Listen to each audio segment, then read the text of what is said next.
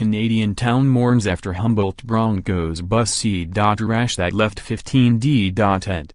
Humboldt, Saskatchewan, a hockey arena became the epicenter of grief for a small Canadian town on Sunday, as friends, relatives and those that housed members of a youth hockey team gathered to mourn 15 people killed when a semi-trailer slammed into the team's bus. 14 were also injured, some critically, in a collision that left the country, its national sport and the hockey-obsessed town of Humboldt, Saskatchewan reeling. The bus had 29 passengers, including the driver, when it crashed at about 5 p.m. Friday on Highway 35, police said. Among the dead are Broncos head coach Darcy Haugan, team captain Logan Schatz and radio announcer Tyler Bieber. Residents of this town of less than 6,000 have been leaving flowers, team jerseys and personal tributes on the steps of the arena's entrance, forming a makeshift memorial. One tribute included a Kraft macaroni and cheese dinner box, which was a favorite meal of deceased forward Evan Thomas. A bouquet of pink roses adorned the box, which read to Evan, "Game Day Special, love your billet brother and sister Colton and Shelby."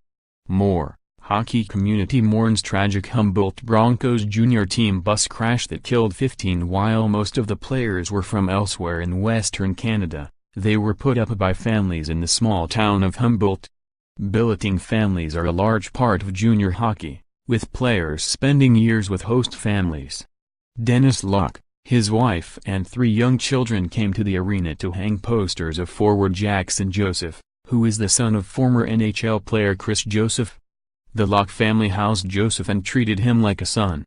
"Best person ever," Locke said. "Down to earth. Loved playing with the kids." His wife wiped away tears from swollen eyes.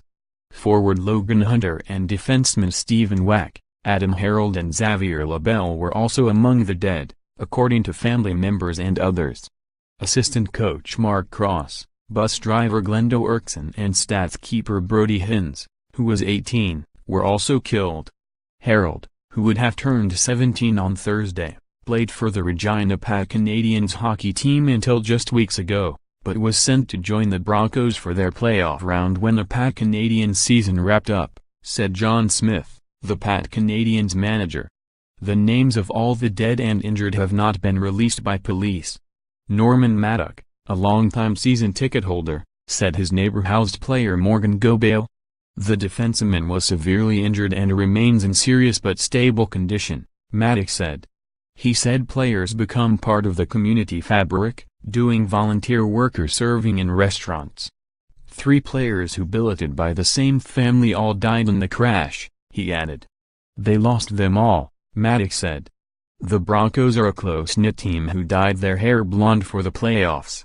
The bus was driving the team to a crucial playoff game Friday against the Nippon Hawks. A vigil will be held on the hockey team's home ice on Sunday night, and a makeshift stage and hundreds of chairs sit ready for the memorial. The homepage of the team's website had been replaced with a silhouette of a man praying beneath the Broncos logo of a Mustang. "We're devastated," said hockey club vice president Randolph McLean. "At the center of this, we have 15 souls who'll never go home again. We have 29 lives that will never be the same." McLean said the community comes together at the arena on game nights that draw 800 to 1,000 people to the stands. "It's an energy that spreads through the town with road signs saying game tonight, tickets for sale everywhere," he said. As is the case with small-town hockey across Canada, he said, the arena is not just a recreation facility, but a focus of community life with the hockey team at its center. With players who billet by local families, work in city businesses and attend local schools, McLean said the tragedy touches every corner of Humboldt. Canadian police said the truck driver, who was not hurt, was initially detained but has since been released and provided with mental health assistance.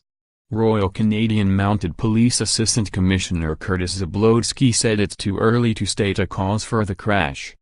Photographs of the wreckage showed the twisted trailer with most of its wheels in the air and the bus on its side with its back portion destroyed. The force of the crash sent both vehicles into the ditch at the northwest corner of the intersection. The tractor-trailer would have had to yield to a stop sign before crossing over the highway that the hockey bus was traveling on. There is a stand of trees on the southeast corner of the intersection, limiting visibility of the approach on both roads. Police said a lot of issues have to be investigated, including weather conditions at the time and any mechanical issues with the vehicles.